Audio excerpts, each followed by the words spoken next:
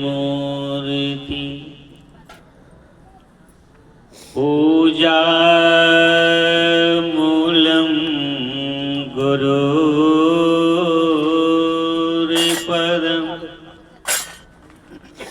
मंत्रमूलम गुरुर्वाक्यम मोक्षमूलम गुरुर्कृपा।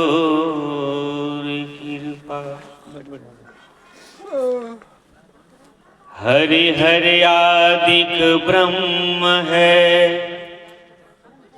जगत पूज जो को।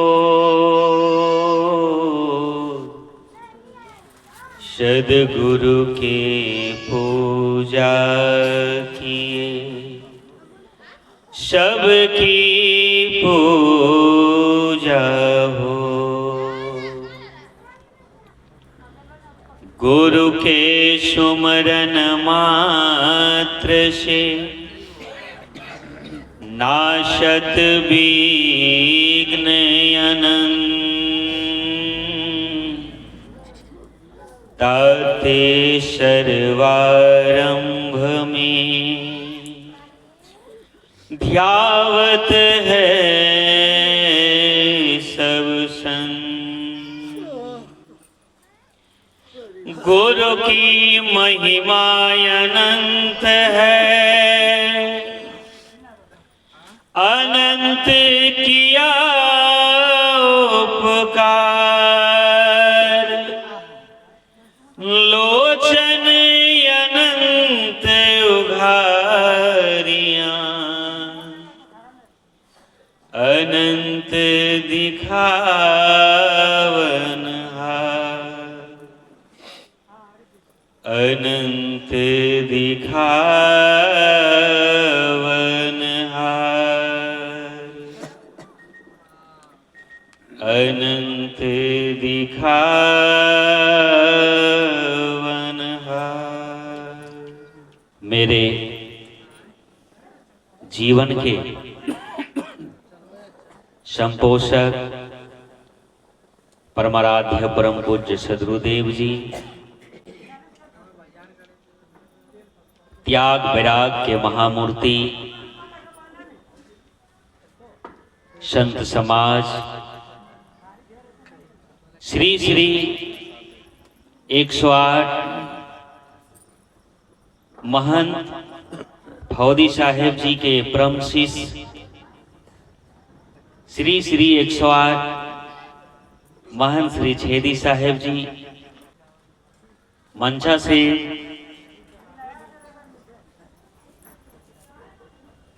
आदरणीय आचार्य प्रकाश शास्त्री साहेब जी और दूर दराज से आए हुए पूजनीय संत समाज, सबों के पावन चरण कमलों में इस छोटे दास के तरफ से, सेवक के तरफ से कोटि कोटि नमन, कोटि कोटि प्रणाम।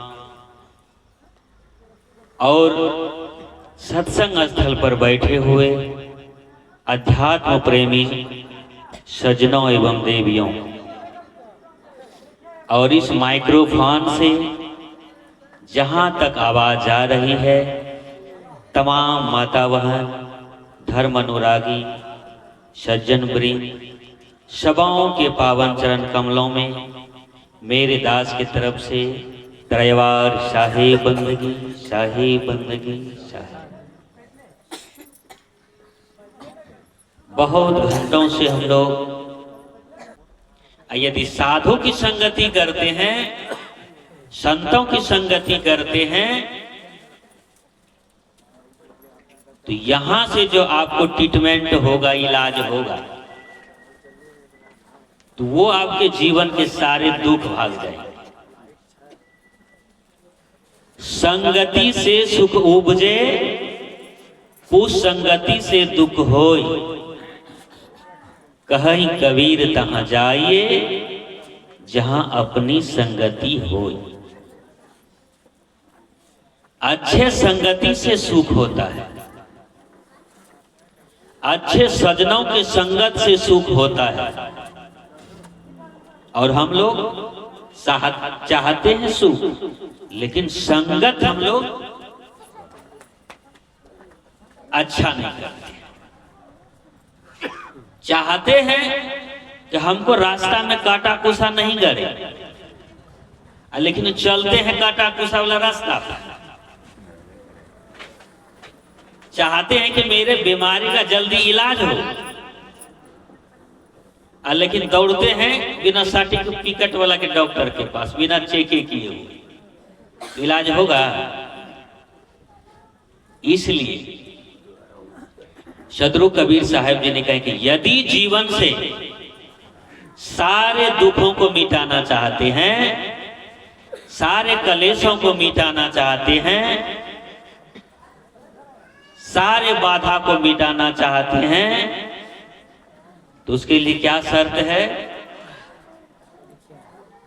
साधु की संगति कीजिए, संतों की संगति कीजिए, करिए नित्य सत्संग को, बाधा सकल मिटाए। ये अवसर फिर ना मिले, दुर्लभ नर्तन पाए।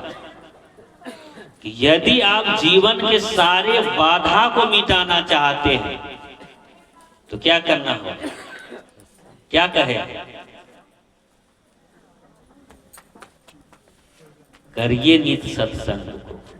और हम लोग बाधा मिटाने के लिए क्या करते हैं? दुख मिटाने के लिए क्या करते हैं? तो यही हो बिना चेकअप का इलाज। इधर संत महापुरुष कह रहे हैं कि यदि बाधा मिटाना है तो नित्य सत्संग करिए, और सत्संग में आने से हम लोग लजाते हैं, सत्संग को दूरी से प्रणाम कर लेते हैं। कौन जाएगा वहां सत्संग में? दारू कथा है छोड़ने, बीड़ी कथा है छोड़ने, मांस मछली कथा है छोड़ने, जुआ कथा है छोड़ने। तो आप ही लोग विचार कीजिए, आप ही लोगों को पंचायती बनाते हैं कि दारू पीना सबसे बड़ा उपवास है कि व्रत है? दारू पीना A to Z सब विटामिन रहता है उसमें। गांजा में क्या प्रोटीन है? आप अपने बच्चे को देते हैं थोड़ा गिलास में कि लो प्रोटीन थोड़ा पियो, देते हैं कोई? गांजा हुआ, बीड़ी हुआ, सिगरेट हुआ, अपने बच्चों को देते हैं कि ये अच्छा चीज है लो। जब सत्संग में आपको छुड़वा रहे, यदि दिल में आपको दर्द हो रहा है कि संत महात्मा खराब कह रहा है, हम खा पी रहे हैं तो अच्छा कर रहे हैं, तो थोड़ा बच्चे को भी थोड़ा दीजिए। सिगरेट टानने के लिए गाया दीजिए, थोड़ा दारू भी एक बोतल ढाल। संत महात्मा खराब कह रहा है तो आप ही अच्छा कह रहे हैं। विचार करिए, देते हैं अपने बच्चे को तब वो अच्छा कैसे हुआ? यदि यहाँ से छुड़वा रहे तो ये बहुत गुस्सा, दिल में धक्का पहुंच रहा है। कहते हैं कि सुखो चाहते हैं, कैसे? वो सबका इलाज आपको अच्छा संगति से होगा। वो जितने भी बाधा है, जिससे जिससे आपका जीवन नरक बन रहा है और सुख भी उधर चाह रहे हैं, फिर भी दुख हो रहा है, तो यही कारण है कि बाधा मिटेगा कहाँ, आपका दुख मिटेगा कहाँ? वहां जाने से डरते हैं, 6 कुछ दूरे में रहते हैं। यहां आने से लाज लगता है। सब मिलके ज्ञान की गंगा में जो निमज्जन कर रहे हैं, ये प्रकाश, ये अवसर, ये ज्ञान की गंगा हमारे महान श्री भौदी साहेब जी के परम शिष्य, परम आदरणीय परम पूज्य छेदी साहेब जी और उनके ये 5 लाल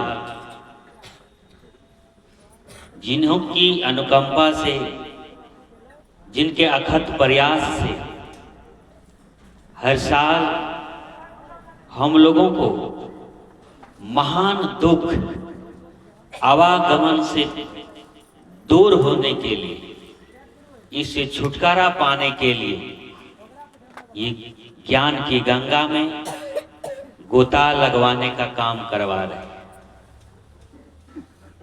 ये ज्ञान की गंगा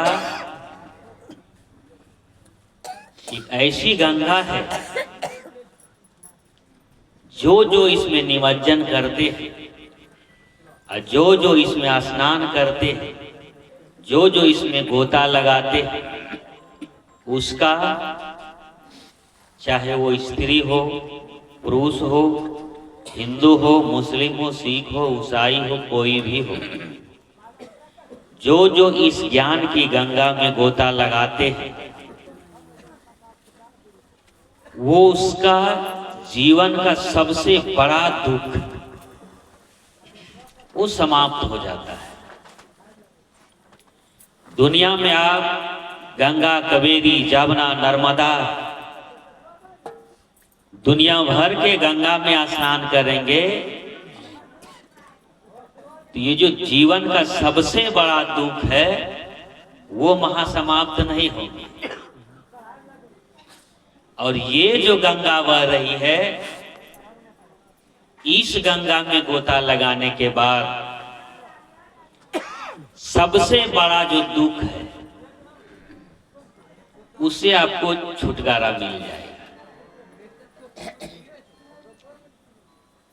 आप बटेश्वर थान में, बरारी में, कहलगांव में जो गंगा बहती है उसमें स्नान करेंगे तो शरीर धुलेगा, थोड़ा देर मन पवित्र होगा, लेकिन इस गंगा में स्नान करने के बाद आप सदा के लिए परमानंद मिल जाएगा, सदा के लिए सतलोक मिल जाएगा, सदा के लिए मुक्ति मिल जाएगी, सदा के लिए परम सुख मिल जाएगा, सदा के लिए परमात्मा की धाम मिल जाएगा और सदा के लिए जो सबसे बड़ा महादुख है उससे छुटकारा मिल जाएगा। तो सबसे बड़ा दुख क्या है? दुनिया में जितने भी दुख है वो तो है ये, लेकिन सबसे बड़ा एक दुख है, वो क्या है? जन्म लेना और मरना, ये सबसे बड़ा दुख है। ऐसे सुनते हैं तो लगता नहीं कि ये सबसे बड़ा दुख है, नहीं ना लगता, लेकिन आप इसके लिए, इससे बचने के लिए ही आप जीवन भर सब कुछ करते हैं, यही दुख से बचने के लिए। यही दुख से बचने के लिए ये 18 पुराण, 4 वेद, 6 शास्त्र, ये जितने हैं, एकादशी, सोमवारी, मंगलवारी, शुक्रवारी, सत्यनारायण व्रत, ये जितने भी पर्व, त्योहार, उपवास हैं, ये सब इसी दुख को खत्म करने के लिए बना है। कौन सा दुख? जन्म लेना और मरना। तो ये जन्म कौन लेता है, मरता क्या है, ये भी तो जानना पड़ेगा।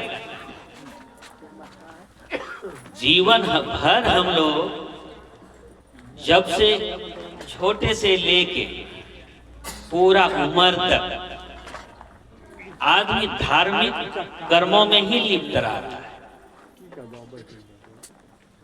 पूरा जीवन उसका आस यही लगा रहता है कि हमको दुख ना हो, हमको कष्ट ना हो, हमको कलह क्लेश ना हो। तो जब वो कैसे ठीक होगा? जब तक आपके शरीर में क्या बीमारी है, बिना जाने, बिना चेक किए कोई डॉक्टर इलाज करेगा? क्या बीमारी है पहले चेक कराने के लिए भेजेगा। तो पहले जाइए चेक कराइए, चेक लिख देंगे, उसके बाद जो बीमारी निकलेगा उसका इलाज करता है तो जल्दी ठीक हो। हम लोग जीवन भर व्रत उपवास धर्म कर्म पूजा पाठ क्रिया श्राद्ध सब करते हैं, इलाज करते हैं सब, लेकिन वो किसके लिए करना चाहिए, वो बीमारी क्या है वही नहीं जानते। ये सब बिना बीमारी जाने हुए इलाज हम लोग करते हैं, तो कैसे ठीक होगा? होगा कभी बिना जांच किया हुआ जो इलाज करवाइएगा कभी ठीक होगा? वो पैसा फेंकते रहिएगा, फेंकते रहिएगा, ठीक नहीं होगा। जितने भी बड़े डॉक्टर के पास जाएंगे पहले वो जांच लिखिए, जब तक जांच में जाके नहीं जांच करवाएंगे तो हाथ डॉक्टर नहीं लगाएंगे। उसी तरह हम लोग जीवन भर सुख पाने के लिए कितना जगह माथा भटकते हैं, कहां कहां स्नान करते हैं, क्या क्या नहीं करते हैं जीवन भर, लेकिन दुख पीछा नहीं छोड़ रहा है। चाहत सुख दुख संग न छाड़ा। जीवन भर चाहना तो रहता है सुख का, जीवन भर चाहना तो रहता है आनंद का, जीवन भर चाहना तो रहता है कि सब हमको अच्छा से माने, सब आदर दे, लेकिन ये हम लोग नहीं जान पाते कि सुख कहां मिलेगा, उसका स्रोत क्या है, उसका मिलने का खजाना कहां है, वो कहां से प्राप्त होता है, यही नहीं जानते और इलाज करते रहते हैं बीमारी। जीवन भर सब पूजा पाठ व्रत उपवास करते रहते हैं, लेकिन चाहते भी रहते हैं सुख हो, लेकिन वो फिर भी कपार पे चारों साइड से दुखे रहता है, घेरा हुआ। ऐसा क्यों? इसका ऐसा इसलिए है कि हम लोग चेक नहीं करवाएं कौन सा बीमारी है। वहां तो आप चेक करने के लिए वहां मशीन के पास चल जाते हैं, चेक हो जाता है, लेकिन ये चेक कहां होगा? तो सदगुरु कबीर साहब जी ने कहे हैं, संगति कीजिए साधु की। सत्संग में आने से सोचिए, विचार कीजिए, आपने दिल पे हाथ रखिए, यदि सच्चे में सनातनी हिंदू आप लोग हैं तो भगवान राम माता सबरी को पहला भक्ति में क्या संदेश दिए? मान के चलिए हम लोग कबीरपंथी झूठ बोल रहा है कि ये साधु का संगति करो, ये सत्संगी सब झूठ बोल रहा है, तो भगवान राम ने से पूछ लीजिए, पूर्वा सखी कर लेते कि उन्होंने क्या कहते हैं। गोस्वामी जी के द्वारा जो रामचरित मानस रामायण लिखे हैं, जो घर घर में पूजा होती है, उसी को थोड़ा पलटाते हैं कि वो क्या कहते हैं, तब पता चले। वहां कह रहे हैं, प्रथम भक्ति संतन कर संगा, दूसरी रति मम कथा प्रसंगा, दूसरी रति मम कथा प्रसंगा।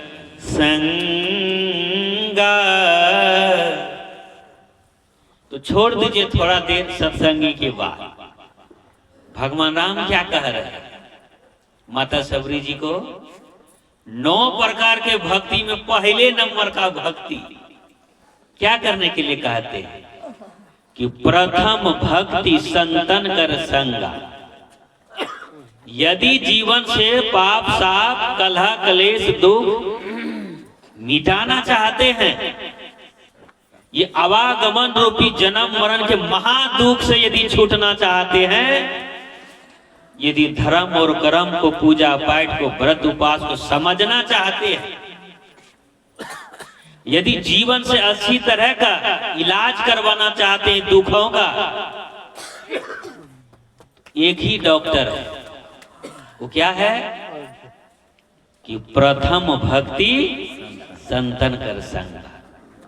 तो अब हम लोग दिल पे हाथ रख कर देखिए, कहिए कि किसका संगत हम लोग करते हैं। भगवान राम का बात मानते हैं? पहला भक्ति संतों का संग करते हैं। सोचिए, वो क्या करवाते हैं अपने से और अपने बच्चे को भी? नहीं करते। ये रामायण की भी बात हम लोग नहीं मानते।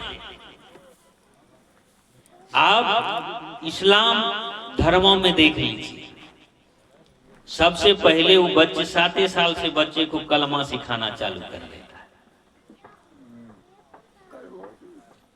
वो सब वहां से उसका स्टार्ट भक्ति हो जाता है। बौद्ध है, जैन है, सिख है, ईसाई है, जितने भी हैं, वो सब पहले अपना पादरी के पास, वो अपना मौलवी के पास जा जाके धर्मों को सीखते हैं, पहला भक्ति करते हैं।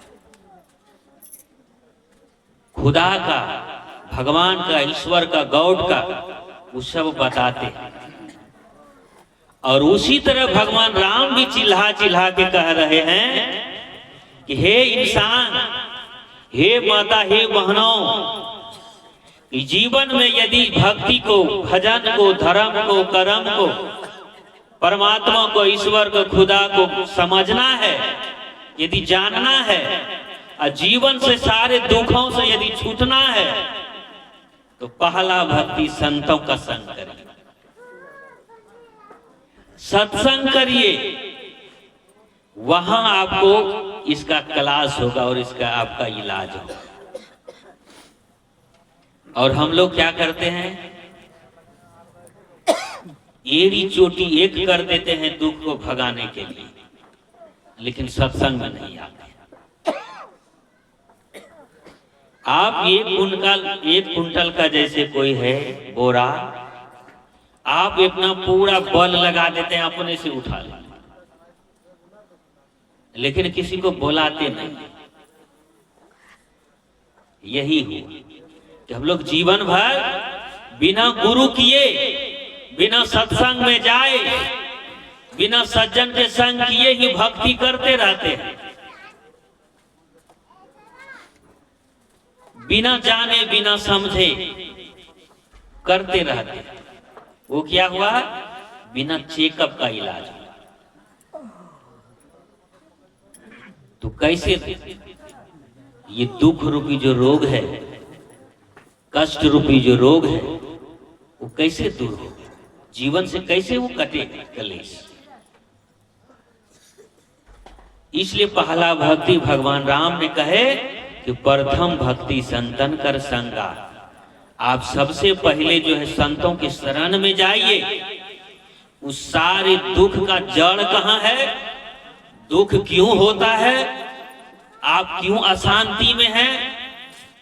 उस सारे के सारे भेद और युक्ति वो संत बताएंगे। इसलिए सदगुरु कबीर साहिब जी ने कहे हैं कि जिसके जीवन में मिला सत्संग है, उसको हर घड़ी आनंद ही आनंद है। असत्संग संतन के संग लाग रे, तेरी अच्छी बनेगी।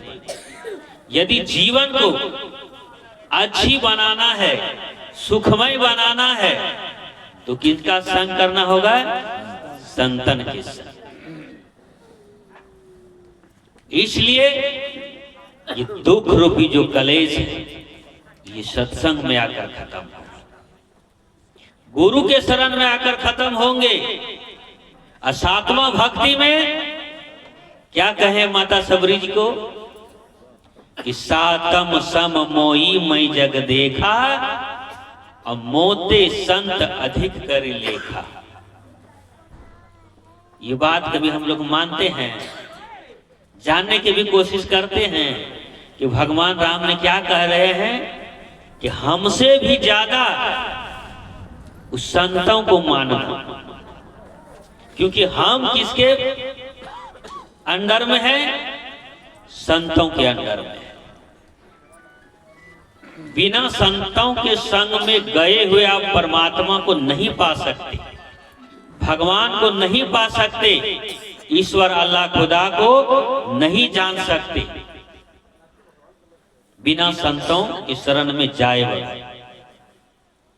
इसलिए सदगुरु कबीर साहिब जी ने कहे कि गुरु गोविंद दो खड़े, काके लागू पांव, अब बलिहारी गुरु आपने जिन गोविंद दियो। कि यदि गुरु और भगवान यदि दोनों खड़े हैं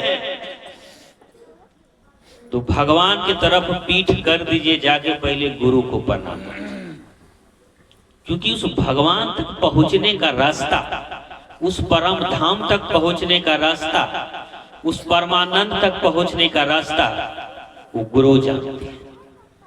वो गुरु ही आपको दे सकते हैं, वो संत जन ही दे सकते हैं। इसके अलावा कहीं भी खजाना नहीं। ज्ञान का, साधना का ये खदान कहीं नहीं है।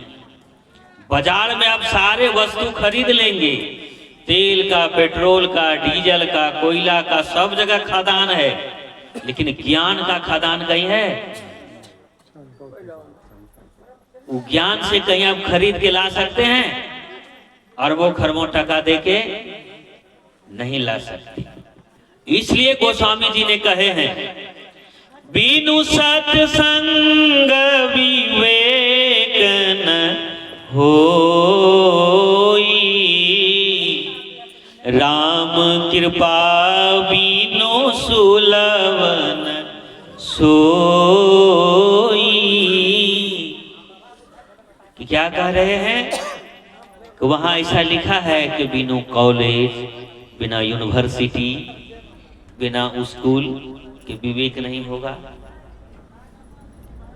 क्या लिखे वहां? बिनु सत्संग विवेक न। स्कूल में, कॉलेज में, यूनिवर्सिटी में आपको बुद्धि मिलेगी, ज्ञान नहीं मिलेगी। बुद्धि और ज्ञान में अंतर है। यूनिवर्सिटी में बुद्धि इकट्ठा करके, बुद्धि सीख के बड़ा बड़ा पद पाकर भी जो है खैनी रटाता है। बड़ा बड़ा आचार्य प्रोफेसर होके वो बुद्धि में भर के कपार में वो दारू पीता है, गाली गलौज करता है। और जिसके पास संतों के संग में आके विवेक हो गया, ज्ञान हो गया, तो वो न दारू पीते हैं, न शराब पीते हैं, न गाली देते हैं, न धोखाधड़ी, भ्रष्टाचार वो कुछ करते हैं। तो ये ज्ञान है। जब तक अंगुलीमाल को संसारिक बुद्धि था तब तक वो दुख में था। जिस समय भगवान बुद्ध के शरण में आकर ज्ञान प्राप्त हो गया, ज्ञान रूपी प्रकाश उसके हृदय में उद्गीत हो गया, तब से उसका नेचर, सिग्नेचर सब बदल गया। तो यूनिवर्सिटी का जो ज्ञान है, बुद्धि है, वो दारू भी पिलवा देता है, लेकिन संतों के संग में जो विवेक और ज्ञान होगा वो आपका जीवन को बदल देगा। माता सबरी जी, माता मीरा जी, विभीषण जी, ये सब जाके संतों के संग में ज्ञान की प्रकाश फैलाए और वो ज्ञान के प्रकाश से अपने आप को अमर कर लिए। आज आदरणीय छेदी साहेब जी, यदि आदरणीय फौजी साहेब जी के शरण में नहीं जाते तो ये प्रकाश हम लोगों को, ये ज्ञान सीखने के लिए मिलता। यदि उनके प्रकाश उनके सुपुत्रों ने नहीं लिए होते तो आज मिलते। तो ज्ञान में यही अंतर है। यूनिवर्सिटी में पढ़ पढ़ के बहुत बुद्धि को इकट्ठा कर लिया, भर लिया, लेकिन वो संतों के संग से दूर है। वो दारू की भट्टी में चल जाएगा, गांजा पी लेगा। तो बुद्धि और ज्ञान में अंतर है। इसलिए गोस्वामी जी ने कहे हैं वहां यूनिवर्सिटी और स्कूल कॉलेज का नाम नहीं लिखे। क्या लिखे? तो बीनु सत्संग विवेक न हो। विवेक जो है अच्छा खराब का निर्णय वो बिना सत्संग में गए बगैर नहीं होने वाला है। इसलिए संतों का संग पहला भक्ति का है, तब वहां आप जीवन को समझ सकेंगे। और हम लोग क्या करते हैं? संतों से दूर दूर भागते हैं। पहला भक्ति हम लोग क्या करते हैं जीवन में? और बच्चे को क्या करवाते हैं? बच्चे को कभी हाथ पकड़ कर कहते हैं कि चलो सत्संग में, गुरु के सानिध्य में? कभी नहीं कहते। उसको पूजा पाठ व्रत उपास उधरे पेट सुखवाए, उधरे सब कुछ करवाए, लेकिन संतों के संग में वो कभी नहीं लाए। और रामायण हमारे महापुरुष क्या कहते हैं कि पहला भक्ति जो है संतों का संग करिए। आज आप लोग श्राद्ध का कार्ड देखे होंगे, उसमें पहला श्लोक रहता है संस्कृत का। वो सबके घर में बांटते, लेकिन उसके माने नहीं जानते कि क्या होता है। छापने वाला भी छाप देता, और पढ़ने वाला भी पढ़ के जाके हुमच के खा लेते मिष्ठान और भंडार। लेकिन वो क्यों करवाते हैं, वो क्या है, वो कुछ नहीं। तो वो श्लोक क्या है थोड़ा याद करें। नैनम छिदंती शस्त्राणि नैनम दाहति पावक नो चैलन कनिंत्यापो शोष्यति मारुतः। इसका अर्थ होता है कि ये आत्मा जो है ये ना शस्त्र द्वारा काटा जाता है किसी हथियार के द्वारा, ना इसको पानी में भिगोया जाता है, ना वायु से सुखाया जाता है, और ना आग में जलाया जाता है।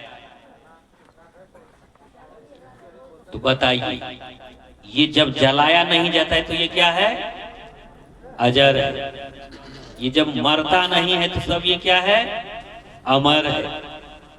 इसका नाश नहीं होता है तो ये क्या है? अविनाशी है। ये पानी में भी नहीं, ये भीगता नहीं, डूबता नहीं। ये श्लोक का अर्थ वो है। लेकिन हम लोग सब का पुष्टौनी से श्राद्ध 100 करवाए, लेकिन सब दिन भय लगा रहता है दिल में कि मर जाएंगे, हम शरीर है, यही लगा रहा है। वो श्लोक को कभी हम लोग जानवे नहीं। हम लोग सत्संग करते हैं, पहले एक मंत्र कहते हैं, अहम शुद्ध चेतन ज्ञानम स्वरूपम अजर हम अमर हम अखंडम अनुपम। कि मैं अहम मतलब मैं कौन हूं? शुद्ध चेतन, अजर हूं, अमर हूं, अखंड हूं, अनुपम। यही चीज जो हम लोग नहीं सही से चेक होता है, यही चीज जो सही से नहीं जान पाते हैं, इसलिए सारे दुख जो है हम लोगों का पीछा नहीं छोड़ता है। और जिस दिन आप पहला भक्ति करके ये चीज जान जाएंगे कि हम आत्मा है, हम शरीर नहीं है, हम जलते नहीं है, मरते नहीं है, अजर है, अमर है, अखंड अविनाशी है, उस दिन से आज आपके सारे जीवन के दुख मिट जाएंगे। ये नहीं जानने के कारण हम लोग सोचते हैं कि हम शरीर है, हम बूढ़ा हो रहे हैं, हम जवान हो रहे हैं, हम मर जाएंगे। ये अज्ञानता आपके पीछे लगा रहता है। और सुख हम लोग बेटा में, बेटी में, धन में, संपत्ति में, जगह में, जायदाद में, इस संसार में खोजते रहते हैं। लेकिन ये कैसा हुआ? यदि कोई चाहे कि हम पानी मथ के घी निकाल लेंगे, तो जीवन में कभी निकाल पाएगा? तो उसी तरह आप उधर कितनों सुख की आशा में पूरा एड़ी चोटी के आप लगा दीजिए, उस संसार में सुख नाम का कोई चीज नहीं है। आप जहां जहां सुख चाहते हैं वहां वहां से आपको दुख मिलना चालू हो जाता है। आदमी सोचता है कि पत्नी में सुख है, यदि वो पत्नी अचानक डॉक्टर कोई कह दे अब जो है ये चलना फिरना बड़ा मुश्किल है, ये चल नहीं पाएगी, ये खटला पर अब पड़े रहे, तब पति लोग क्या सोचता है? हे भगवान इसको उठा लीजिए, बहुत कष्ट में। अब सोचिए आप पत्नी से सुख चाहते हैं, उसे सुख मिलेगा, तो हे भगवान उठा ले, ऐसा कहेगा। अब यदि कोई डॉक्टर कह दे कि आपका पति जो है अब चलने वाला नहीं है, और वही पत्नी 7 जन्म का कसम खाने वाली और पति में सुख खोजने वाली क्या कहेगी? अचरा उठाए, ए दुर्गा माँ उठाए ले, कथी ले हमरो गति सवाए, हे भगवान कहता है। अब सोचिए आप थोड़ा नर्वस हो गए तो कहां सुख चला गया, आकाश 7 समुंदर पार पता। आप जिस बेटा से कहते हैं ये इसको पालते हैं, आप कष्ट सह सह के उसको पालते हैं, अपना नहीं खा के उसको खिलाते हैं, अपना फटा जुटा कपड़ा पहन के उसको अच्छा अच्छा मेला में देते हैं, उसको पहनाते हैं। क्या है? सुख का आशा लगाए रहे कि ये जो बढ़ेगा ना हमको कमाना नहीं पड़ेगा, बैठले बैठले खाली हलवा पूरी खाते रहे।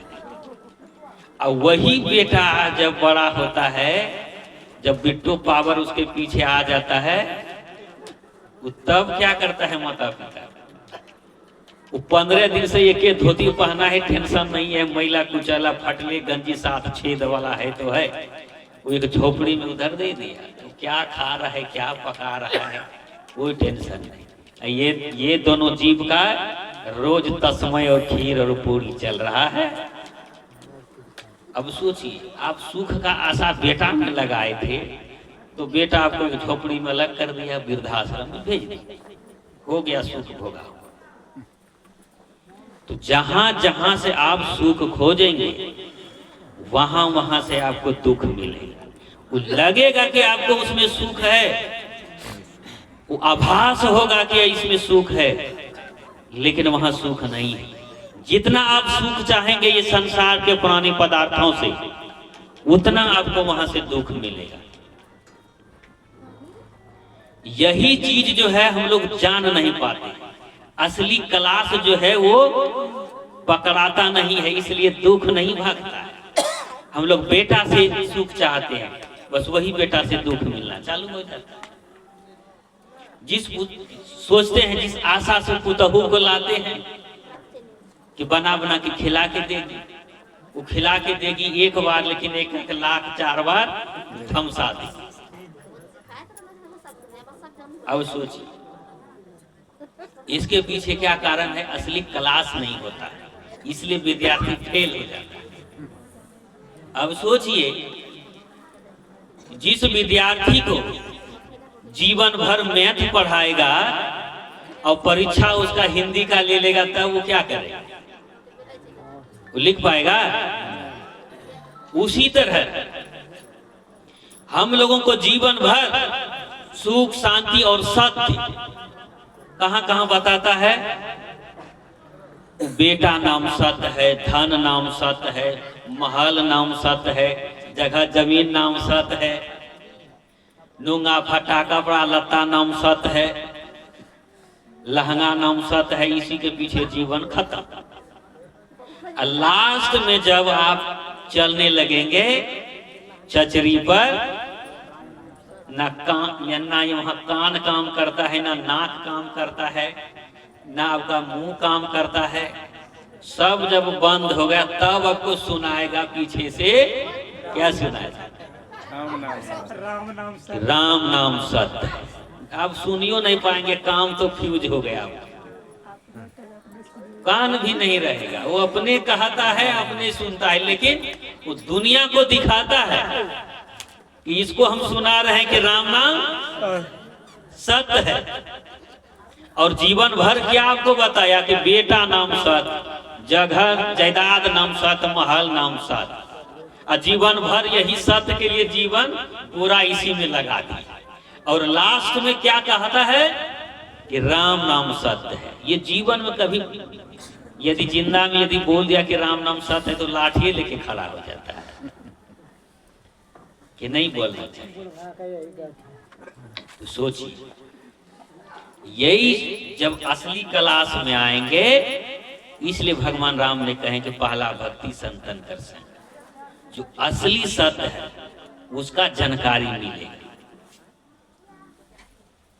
तो आप जो है, आपके अंदर ये जो बोलने वाली शक्ति है, जिसके चलते आप करोड़ों खर्चा कर देते हैं श्राद्ध में, वो आत्मा अजर है, अमर है, अविनाशी है, वो मरता नहीं है।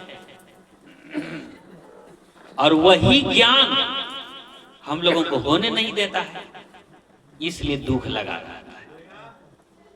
असली सुख जो है जब अपने आप का ज्ञान हो जाएगा तब होगा। और नकली सुख में हम लोगों को धर्म के ठेकेदारों ने, गुरुआ लोगों ने अपना पेट के लिए, अपना रोजी रोटी के लिए सबको डुप्लीकेट क्लास पकड़वा दिया है जीवन भर। और लास्ट में चीटिंग करवाता है कि राम नाम सत्य है। तो कैसे पास होगा? सोचिए। उसी तरह आज से यहां से एक सीख लेके जाना है कि आप एक आत्मा है। आत्मा जलता मरता उड़ता नहीं है। और इस आत्मा को सत्संग में आकर आत्मज्ञान प्राप्त करके,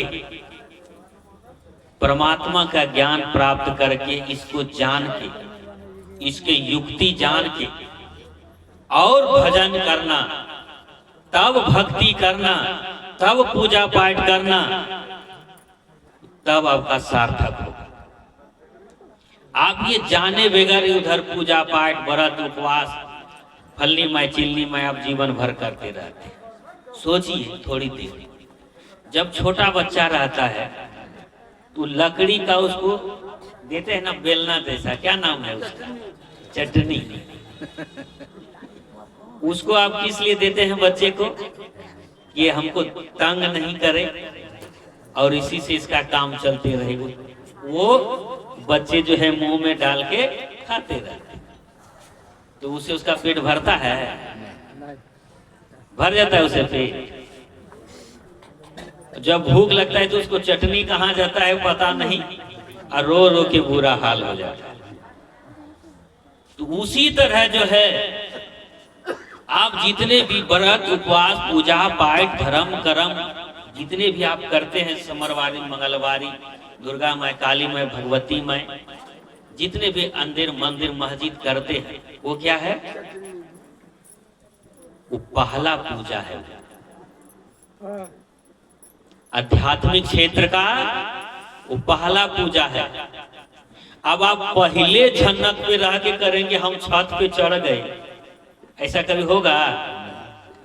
अब दूसरा चौथा में विद्यार्थी है और कहेगा कि हम बीए पास हो गए, तो ऐसा होगा? बीए का ज्ञान उसको कभी होगा? पीएचडी कभी वो कर सकते हैं? उसके लिए क्या करना होगा? ये प्राइमरी को छोड़ना होगा, हाई स्कूल को भी छोड़ना होगा, वो फिर कॉलेज को छोड़ना होगा, फिर यूनिवर्सिटी में जाके तो पीएचडी का सर्टिफिकेट मिलेगा वहां। उसी तरह सारे दुख मिटाने का, जन्म मरण आवागमन से जो है दुख, महारूपी दुख को मिटाने का जो है ये यूनिवर्सिटी, ये वाला ज्ञान कहाँ होगा? संतों के संग में, यहाँ आकर। और आप पहले छन्नक में उधर जो है अटक गए हैं, पूजा पाठ में, व्रत उपवास में। वो पहला छन्नक है, वो बुरा नहीं है। जैसे छोटे बच्चे को चलने के लिए वो 3 पहिया गाड़ी देते हैं ना लकड़ी का, यदि आपका बच्चा वो 10 साल वही 3 पहिया गाड़ी पकड़ते रहे तब क्या होगा? कहां कहां कहां कितना धाम में अचरा उठेगा। सोचिए, यदि 10 साल तक वो 3 पहिया गाड़ी चलाते रहे लकड़ी वाला, तब तो उसी तरह सोचिए आप कि आप लोग जीवन गंवा देते हैं उसी में, पहले क्लास में 3 पहिया वाला गाड़ी। जीवन भर जो है वही व्रत, वही उपवास, वही धर्म, वही कर्म, वही मंदिर, वही गोसाई, वही कीर्तन। वो पहला भक्ति जब करेंगे तब आपको पता लगेगा। तो वो क्या है? वो पहला क्लास है। पूजा पाठ करना, व्रत उपवास करना गलत नहीं है। वो कैसे? जैसे आप बच्चे को देते ना एक सहारा चलने के लिए, बार बार गिर जाता है, तो उसको लकड़ी का 3 पहिया वाला देते हैं किसी सहारा, चलने के लिए सीखेगा। उसी तरह ये जो पूजा पाठ जो है, आपको मन जो संसार में जो बह रहा है, विषय में, वासना में, काम में, क्रोध में, चोरी में, हिंसा में, डकैती में, छल में, प्रपंच में, ईर्ष्या में, दाह में, जलन में, जो मन आपका विचलित है, उसको चारों साइड से घुमाने के, एक जगह लाने के लिए ये पहला क्लास है, ये पूजा पाठ व्रत उपवास। आप बताइए, पहले क्लास में कौन रहना पसंद करता है? यदि 3 बार 4 बार फेल हो जाता है तो क्या करता है गार्जियन? बकरी देख कहता है जाओ चराना, नहीं तो जाओ गजियाबाद कमाने, आप पढ़ने के आपके किस्मत में नहीं। अब सोचिए हम लोग क्या करते हैं? तो जीवन भर वही पूजा पाठ व्रत उपवास करते रहते। ये पहले क्लास, तो इसी से मुक्ति मिलेगा, इसी से कल्याण मिलेगा, आत्मा का ज्ञान उसी से होगा पहले क्लास में। ये आत्मा को मुक्ति वही पहले क्लास से मिलेगा, पूजा से ही नहीं मिलेगा। भगवान राम ने सब भक्ति बताकर लास्ट में क्या कहे मालूम है?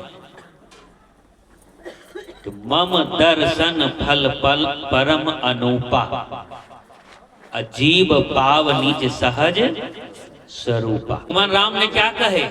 कि मेरे भक्ति का, कि सब भक्ति, ये पूजा पाठ जितने अभी आप करते हैं, ये सब का फल जो है, मेरा दर्शन का फल अंतिम में क्या होगा? ये सब करके आप मेरा दर्शन पा लिए तो ये नहीं हुआ, ये भक्ति नहीं हुआ। मेरा दर्शन का परम फल क्या है? जब तक ये जीव अपना निज स्वरूप को नहीं पा लेता, तब तक इसका भक्ति का अंत नहीं होता। तो आप लोग बताइए, आप जितने भी उधर पूजा पाठ करते हैं वो पहला क्लास का भक्ति है, तो वहां स्वरूप का, आत्मज्ञान का क्लास होता है, ज्ञान होता है? बताइए। अध्यात्म का आप जाके गए, आप प्रार्थना की, अगरबत्ती मिठाई चढ़ा के आ गए, आध्यात्मिक चर्चा वहां कुछ हुई, कुछ आत्मा के बारे में ज्ञान मिला, परमात्मा के बारे में कुछ ज्ञान मिला, दुख के बारे में कुछ ज्ञान मिला, सुख के बारे में कुछ ज्ञान मिला। तो भगवान राम पागल थोड़ी थे, उन्होंने क्यों कहे? वो कह देना था तो पहला भक्ति मंदिर कर संगा, पहला भक्ति दुर्गा माँ कर संगा, काली माँ कर संगा, छठ चोर चन्ना जितिया कर संगा, वो कहे न कहे। इसलिए वो जानते हैं वो पहला क्लास की भक्ति है। वो सब आपके लिए मन को कंट्रोल करने के लिए, मन को एकाग्र करने के लिए, वो सब पहला क्लास का भक्ति है। जब आपका मन कंट्रोल होगा, जब मन आपका सधेगा, तो साधा हुआ मन में, उस शांत मन में, तब आपको विवेक जगेगा, ज्ञान जगेगा। और जब ज्ञान होगा तब आपको मुक्ति होगा, तब आपको सुख शांति होगी, तब आपको परमानंद होगा। और हम लोग पहले क्लास में इधरे आंख ताक मूंदते रह जाते हैं। कैसे हो? आपका खाली श्राद्धे से मुक्ति मिल जाएगा? श्राद्ध करने से, श्राद्ध करने से मुक्ति मिलता है? श्राद्ध किसका आप करेंगे? जीवन भर ये जीवात्मा काम क्रोध लोभ मोह आशा वासना तृष्णा इच्छा में लिप्त होके उस शरीर छोड़ के चल गए, उसके साथ में उसका संस्कार चल गया, तो आपको यहाँ श्राद्ध करने से उसका संस्कार मिट जाएगा? या 5 बार गंगा किनारे कहलगांव में जाके गंगा में 5 बार मुंह में आग दे दिए, उसके आत्मा को मुक्ति मिल जाएगा? जो मुक्ति जिसको मिलना चाहिए वो तो शरीर में है नहीं, वो मिट्टी पड़ा हुआ है, तो उसको आग दीजिए कि घी अमृत दीजिए, उसको क्या पड़ने वाला है जो चल गया? इसलिए सदगुरु कबीर साहब जी ने कहे कि जीते जी जो ना तरे मोए का तरे। मरने के बाद क्या तरे जो जिंदा में नहीं तरा? एक बदहा में आप सरवद डालेंगे तो टोटी से क्या निकलेगा? सरवदे न निकलेगा। जो उसमें रहेगा, जो कारवा में रहेगा, वही ना टोटी से निकलेगा। अब बताइए, जो जीवात्मा यहाँ काम क्रोध लोभ मोह अहंकार में माया मोह में जीवन बिता के वो शरीर छोड़े, तो उधर जाके उसको वैकुंठ मिलेगा? वो मुक्ति उधर कैसे मिल जाएगा? और यहाँ से उसको मुक्ति कैसे दे देगा? सदगुरु कबीर साहेब जी पानी दे रहे थे ऐसे, और उसका गाय बांधी थी वहां आश्रम में। एक पंडित जी देखा नहीं गया, कहा कि ए बाबा, आप यहां से कैसे आपका गाय वहां पिएगी, पानी आश्रम में है तो? बोले कि उसके नाम से यदि हम यहाँ उलझ रहे हैं तो काहे न पिएगा? जरूर पिएगा। बोलेगा आपका दिमाग लहकवा तो नहीं मार दिया? गाय आपका वहां है, अब पानी यहाँ उसके नाद में जाके पानी दो सामने, तब उसका प्यास बुझेगी। तो सदगुरु कबीर साहब जी कहते यही तो बात हम आपको कह रहे हैं। जब यहाँ आत्मा रहता है शरीर में तो मुक्ति का कोई सोचबो नहीं करता। अब मरने के बाद वो कहाँ चल गया, कौन शरीर पाया, तो यहाँ से आप मुक्ति कैसे दिलाते? सोचिए। तो ये खाली ठगने का, पेट चलाने का ये धंधा है, संभालना पड़ेगा। लाखों करोड़ों इसमें चल जाता है आपका, मुक्ति उसको तो मिलता नहीं। एक बार एक पंडित जी को 2 तल्ला में बंद कर दिया भूखले प्यासे। बोले कि सुनिए पंडित जी, आपके नाम से हम 100 साधु संतों को वहां जमा रहे हैं। कितना? 100 आपके नाम से दही चूड़ा खिला रहे हैं नीचे।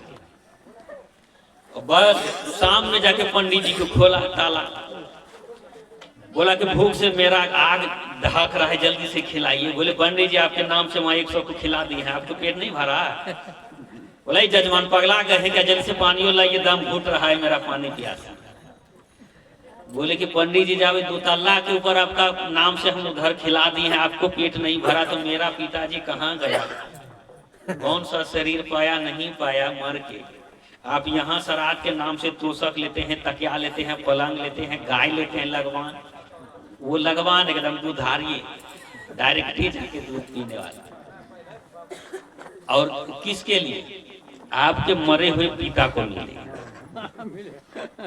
वही जजमान ने कहा, कबीरपंथी जजमान था कि अब 2 तल्ला के ऊपर यदि आपके पेट में नहीं गया 100 हम आदमी को वहां खिलाए, तो मेरा पिताजी कहाँ है नहीं है, तो उसको कैसे मिलेगा? वहां कैसे मिलेगा ये गाय तो सब तकिया?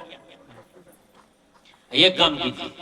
अच्छा ठीक है, थोड़ा देर आपका हम बात मान लेते हैं कि सब मेरे पिताजी के पास चल गए, तो सब चल गया, तकिया चल गया, गाय चल गई, छुत्ता ये छत्ता चल गया, सब चल गया, तो मेरा मम्मी यहाँ दुख सह रही है, इसको भी भेज दीजिए।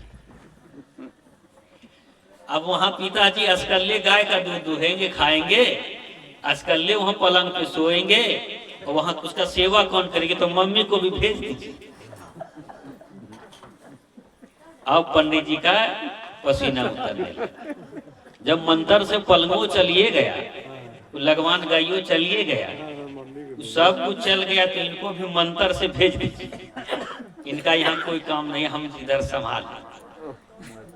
सोचिए। और दूसरा बात बोला आजकल के कबीरपंथी सत्संगी कि बाबा सब तो चलिए जाए छे, एक मोबाइलो भेजी तो बातो होतो मंत्रों से, ये छोटे छे, छोटे भेजी नौकियाई मोबाइल भेजी। अब सोचिए ये कितना ये रॉन्ग क्लास में जा जाके कितना संपत्ति का शोषण हो रहा है। इसलिए सदगुरु कबीर साहब ने यदि मुक्ति पाना है, दुख को मिटाना है, तो आप साधु का संगति कीजिए, संतों का संग कीजिए, पहला भक्ति। इसमें आपको ज्ञान की मार्ग, धर्म, कर्म, पूजा पाठ बताएंगे।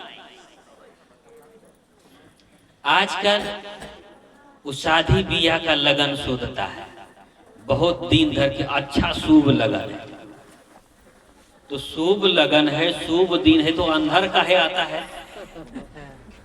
क्या आता है उस दिन? मड़वा काहे उड़ा देता है? शुभ दिन हुआ कि अशुभ दिन हुआ? शुभ दिन देख के शादी लगाए, शुभ दिन लगन सूद के निकाल दिया। काहे जाते हैं कि इधर अंदिना में अशुभ है, तो शुभ दिन में शादी करेंगे तो झंझट नहीं, और दारू पी के उसी दिन डीजे भांगता है। सोचिए, तो वो शुभ दिन हुआ? अब शुभ दिन देखे हैं, और कितना रोज न्यूज में आता है कि बाराती का दूल्हा का गाड़ी पलट गया, खाई में चल गया, दूल्हा भी खत्म, और उसके साथ साथ में उसके फूफा नाना भी खत्म। तो वो शुभ दिन हुआ? बताइए आप लोग, कैसा दिन हुआ?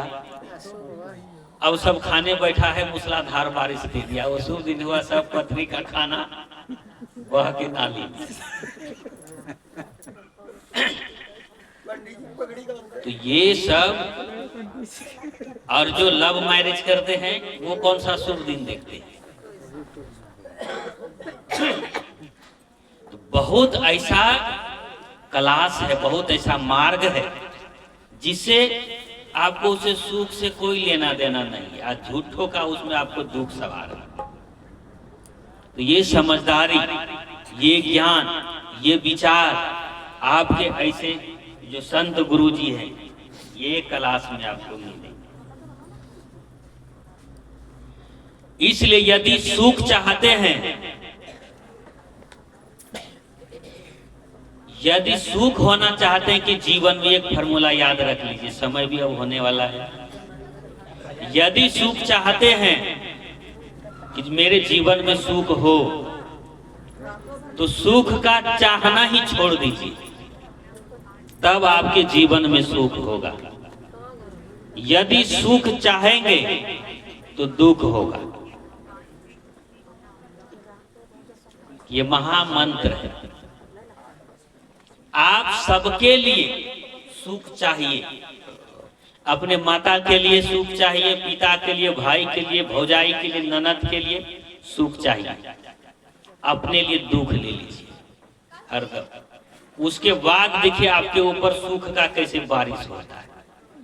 और ये जो स्वार्थ सबके भौजाइयों को, नंदों को, सासों को रख लेता है कि हमारे हिस्सा में ज्यादा सुख आए, हमें बैठले रहे, सब आगे में आ जाए। ये चीज जो सबके घर में रहता है, ननद को उधर अलग, वो भी कहती है हमको कम में थोड़ा करना पड़ेगा, वो भौजिए को ज्यादा करना पड़ेगा तो सुख हमको हो, उसके चलते उसको और दुख सहना पड़ता है। तो यदि आप सुख चाहते हैं कि हमके जीवन में सुख हो,